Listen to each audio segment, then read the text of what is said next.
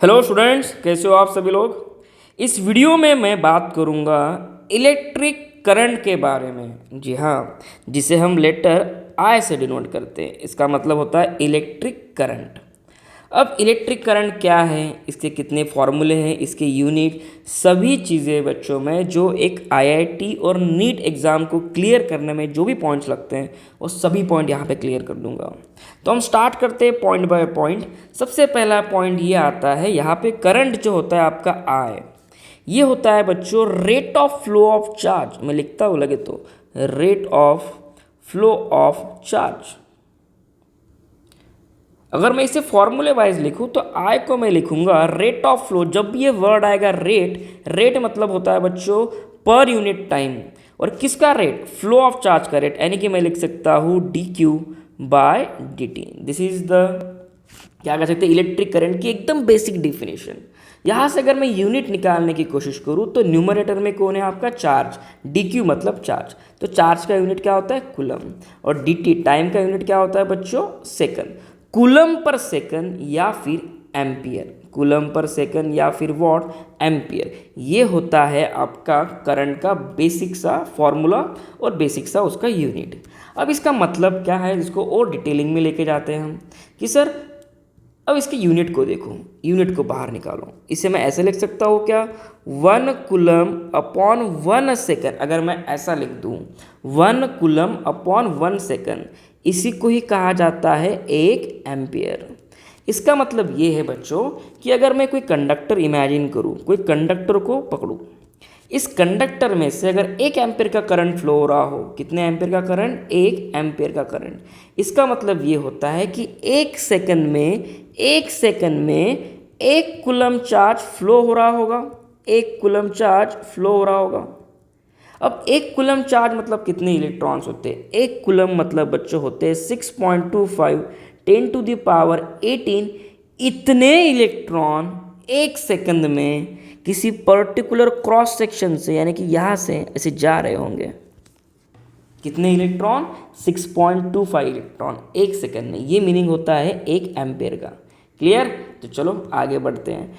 अब इसके next point जो है, अब नेक्स्ट जो फॉर्मूला है हमारा, पहला बेसिक वाला फॉर्मूला क्या था, I equals to d q upon d t, यही फॉर्मूला था। अब आपको ये भी तो पूछ सकते हैं कि चलो ठीक है, 1 सेकंड में इतना चार्ज फ्लो होने से इतना करंट फ्लो होगा।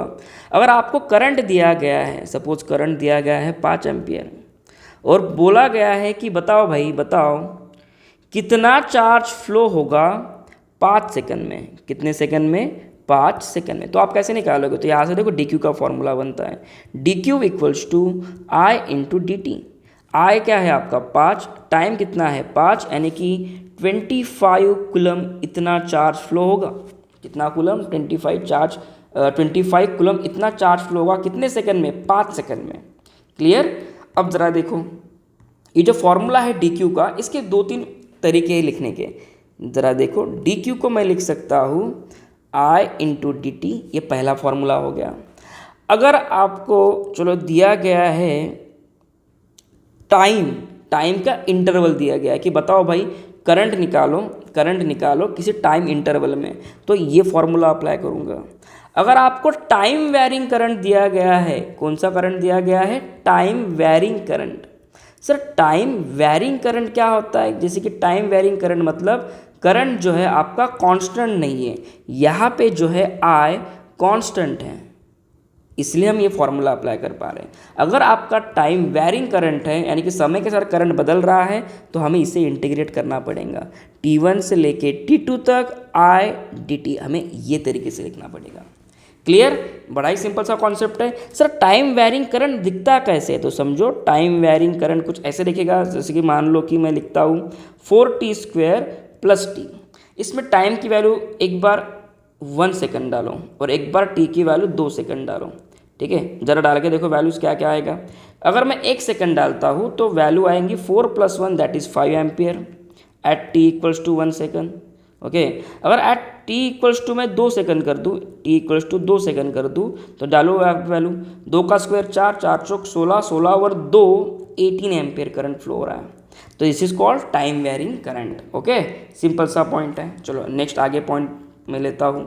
चलो इस जो टॉपिक आपको पढ़ा रहा हूँ इसका जो रेफरेंस है बच्चों ये डीसी पांडे है। मैं जो भी टॉपिक पढ़ा रहा हूँ, जो भी पॉइंट्स पढ़ा रहा हूँ, ये सभी के सभी डीसी पांडे में आपको एज इट इज़ मिलेंगे। अब इमेजिन करो कि कोई एक इलेक्ट्रॉन है, ये सर्कुलर मोशन कर रहा है ऐसे। तो ये सर्कुलर मोशन कर रहा है मतलब मूव कर रहा है, मूव कर रहा है मतलब चार्ज फ्लो हो रहा है, चार्ज फ्लो हो रहा है मतलब यहाँ पे बच्चों कुछ ना कुछ करंट फ्लो हो रहा होगा। जो इलेक्ट्रॉन अब ये घूम रहा है सर्कुलर मोशन में, इससे कुछ ना कुछ फ्रिक्वेंसी ले लेते हैं। F is the frequency of electron, ठीक है। तो यहाँ से करंट क्या होगा, यहाँ से करंट होगा आपका D Q by D T. अब चार्ज कौन सा है, इलेक्ट्रॉन को मैं ई लिखता हूँ या फिर सिंपल क्यू लिखता हूँ, चार्ज ऑन इलेक्ट्रॉन, ओके। अब 1/T मतलब क्या होता है बच्चों, 1/T मतलब होता है फ्रिक्वेंसी। तो यहाँ से करंट का आंसर ये आया, I equals to q into f, okay, where f is the frequency of electron revolving in a circle. चलो नेक्स्ट पॉइंट की तरफ बढ़ते हैं हम।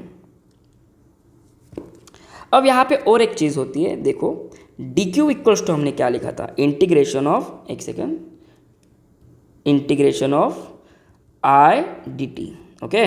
अब जब भी इंटीग्रेशन के अंदर दो लोग रहेंगे, जब भी इंटीग्रेशन के अंदर दो लोग रहेंगे, एक हमेशा पॉइंट याद रखना, charge equals area under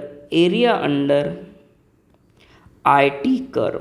I T मतलब करंट और टाइम कर्व। ये देखो करंट और दिस इज टाइम, तो इन दोनों का आपको कर्व दिया रहेगा, इस कर्व का जो कुछ भी एरिया रहेगा दैट इज़ योर चार्ज। जैसे कि मान लीजिए कि ये टाइम एक्सिस है और ये करंट की एक्सिस है और आपको कुछ ऐसे एरिया दिया है, चलो ठीक है, ये एरिया दिया है।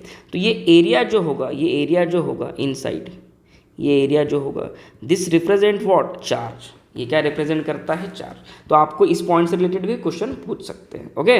तो करंट से रिलेटेड बच्चों इतने ही क्वेश्चन थे या इतने ही टॉपिक है।